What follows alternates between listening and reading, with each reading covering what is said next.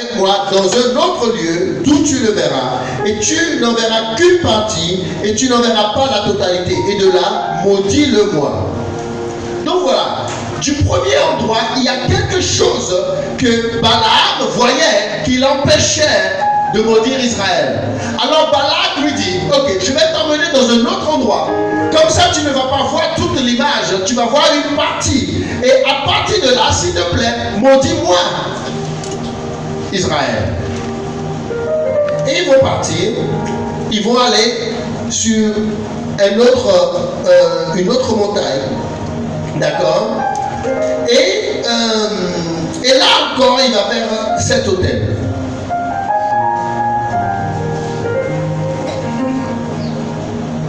Au verset 29, Balaam dit à Balak, bâtis-moi ici 7 autel et prépare-moi ici 7 taureaux et 7 béliers. Et Balak fit ce que Balaam dit. Et donc, ça fait combien d'autels contre Israël? C'est 14 autels. 14 autels fois 2 sacrifices par autel, ça fait combien? 28 autels. Et tout ça pourquoi? Pour maudire Israël, pour arrêter la destinée d'Israël. Je veux juste vous montrer l'énergie que quelqu'un ou qu'une entité déploie dans le monde spirituel juste parce que vous portez l'image de Jésus. Vous portez l'image du Christ. Vous êtes l'image et la ressemblance de Dieu. Rien qu'à cause de ça, rien qu'à cause de ça, vous êtes... voilà, vous avez un adversaire. Mais il est vaincu dans le nom précieux de Jésus. Parce qu'il y a quelque chose dans le monde spirituel que vous ne voyez pas, mais qui vous protège et qui empêche que vous soyez maudits. Et je vais vous montrer cette chose. Alors, la technique, est-ce que vous avez retrouvé la projection? Ça marche?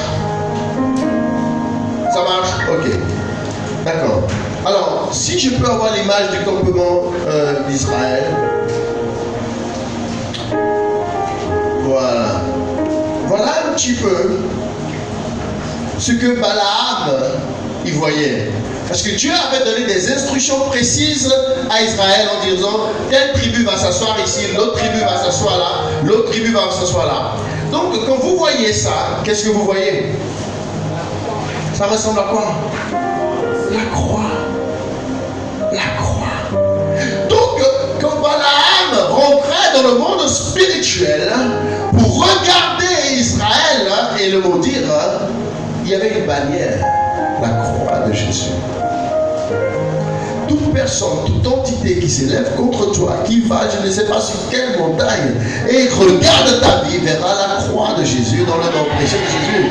Et cette croix va l'empêcher de te maudire. Au contraire, il va commencer à prononcer des bénédictions. Et ce qu'il avait planifié dire un mal contre toi, il va commencer à dire du bien dans le nom précieux de Jésus.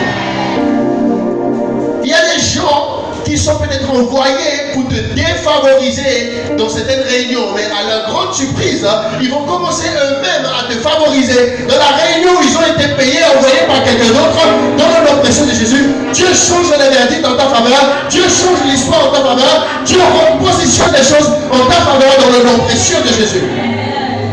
Alléluia. Dieu nous ouvre les territoires, Dieu nous ouvre les atmosphères.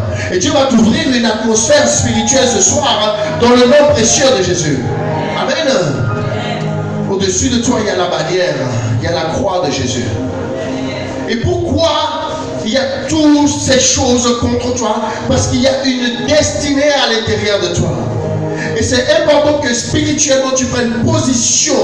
Tu te positionnes dans la destinée que Dieu a pour toi. Et que ce que Dieu a prévu pour toi se passe. On va aller rapidement dans Josué. Josué 2. Josué 2, verset 1. Je vais vous parler de la ville de Jéricho. Ok? Donc Jéricho était une forteresse. Rien ne pouvait entrer, rien ne pouvait sortir. C'était barricadé de partout. Et à un moment donné, Josué va envoyer des espions. Maintenant, Dieu va donner une stratégie bien précise pour prendre Jéricho.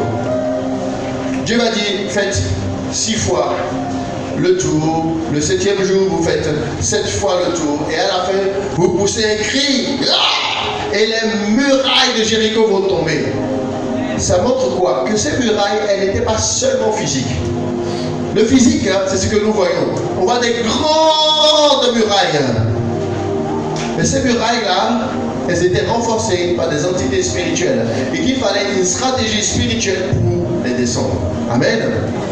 Il y a des victoires que tu vas avoir et Dieu va te donner des instructions particulières. Il y a des dossiers que tu veux déposer et Dieu va te dire non, ne dépose pas tel jour, dépose ça le 12. Il faut être à l'écoute de Dieu.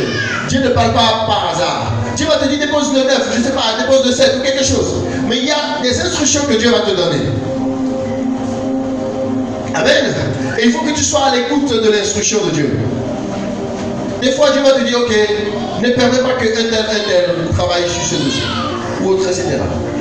Il faut faire confiance à Dieu. Amen. Mais Dieu va t'emmener à ta destination dans le nom précieux de Jésus. Et en fait, la croix que nous voyons,